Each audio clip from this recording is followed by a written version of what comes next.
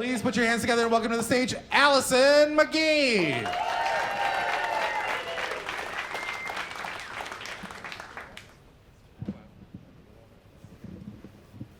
Okay, so there's two things you need to know right off the bat. One, I hate beer.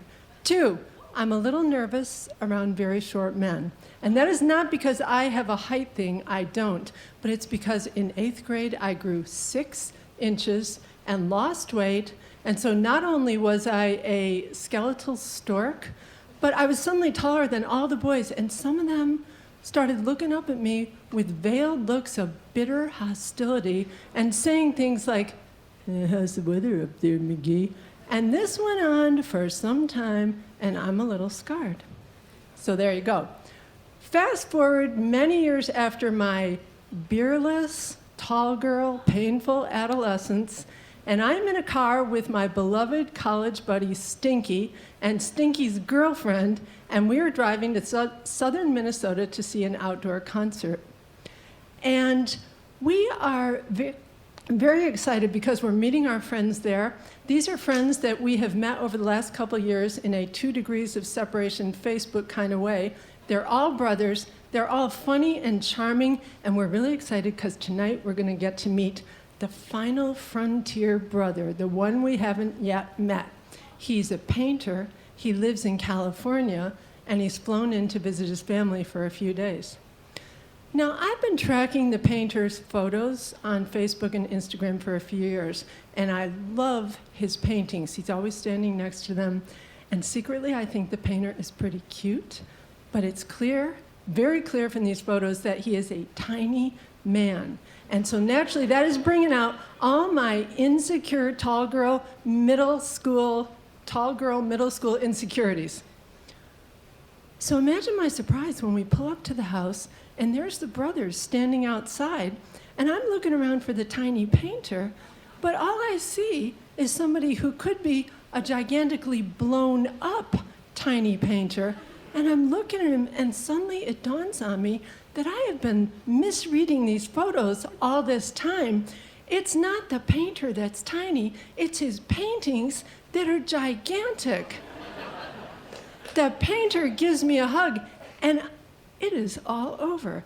That's all it takes to slingshot me back to middle school, and all I can think is, oh my God, I gotta sit next to this guy at this concert. How is it gonna happen?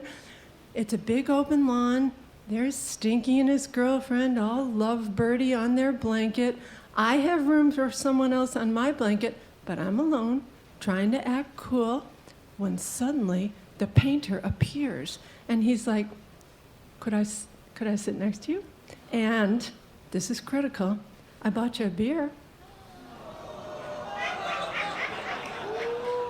Thank you for understanding.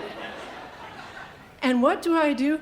I smile and I say, oh, thank you. And I take that ice cold can of horribleness. The painter sits down. I know already I cannot say to him, oh, I'm sorry, I really don't like beer, because number one, it's rude, and number two, unfun people don't like beer, and I cannot let this man know this early that I am not a fun person. That needs to happen over time. So with great courage, I snap open that top and I start taking little sips, but the painter doesn't even notice because we are so deep in conversation, so fast, talking about, oh, how you make your painting, how you write a story, what's your creative process, our families, our hopes, our dreams. And that band was probably great, but I don't remember a single song they played. So after the concert, we all took a big group photo, and I finagled myself right next to the painter. I had done my calculations. The painter was leaving for California the next day. Stinky and I were driving back to Minneapolis that night. I had about 3 hours to make a good impression on this man, and I hoped it had worked. So the group photo was followed by a long drive up to Minneapolis, and at some point, Stinky, who has known me our entire lives as a vehement hater of beer, looks over to me and says, dude, I watched you drink a beer tonight. And I said, Stinky, I had to. It was for a higher purpose. But it wasn't until I was home by myself in the wee hours that the most serious childish aspect of this whole story came out, because I whipped out that group photo, I hit edit, crop, and I moved that frame in and erased every single person in the photo until it was just me and the painter, and his arm was around me. Fast forward until this morning, when I woke up and I realized, oh my God, it's August 13th. This is an auspicious day in my personal history.